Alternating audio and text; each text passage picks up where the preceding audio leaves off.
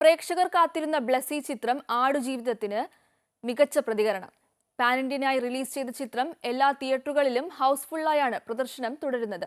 കഥയിലെ വൈകാരികത 10 മടങ്ങ് സിനിമയിലുണ്ടെന്നും ബ്ലസിക്ക് big salute എന്നും നോവൽ രചയിതാവ് ബെന്യാമിൻ കൊച്ചിയിൽ പറഞ്ഞു. സൗദി അറേബ്യയിലെ മരുഭൂമിയിൽ ജോലിക്കെത്തപ്പെട്ട മലയാളി നജീബിന്റെ കഥ പറയുന്ന പൃഥ്വിരാജ് ചിത്രം ആടുജീവിതത്തിന് മികച്ച പ്രതികരണമാണ് സംസ്ഥാന വ്യാപകമായി ലഭിച്ചത്. പാൻ ഇന്ത്യനായി റിലീസ് ചെയ്ത ചിത്രം ഹൗസ്ഫുള്ളായാണ് പ്രദർശനം തുടരുന്നത്.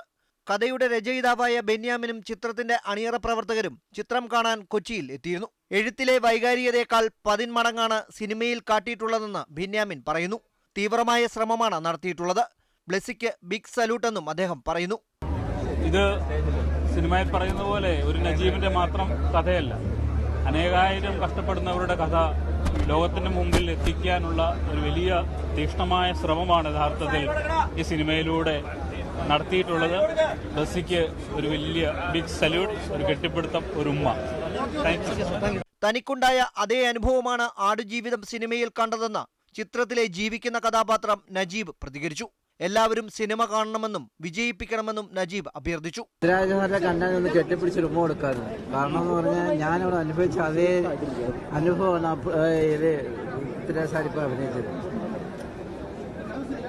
ഒന്നും പറയാൻ പറ്റില്ല, ഞാനവിടെ കരയുമായിരുന്നു താല്പര്യം. പൃഥ്വിരാജിന്റെ അഭിനയ ജീവിതത്തിൽ മുതൽക്കൂട്ടാകുന്ന ചിത്രം സംഗീത സംവിധായകനായി AR റഹ്മാനും സൗണ്ട് റെക്കോർഡിസ്റ്റായി റസൂൽ പൂക്കുട്ടിയും അണിയറ പ്രവർത്തകരായി എത്തിയതിലൂടെയും ലോകശ്രദ്ധ പിടിച്ചുപറ്റിയിരുന്നു. അമൃത ന്യൂസ്, കൊച്ചി.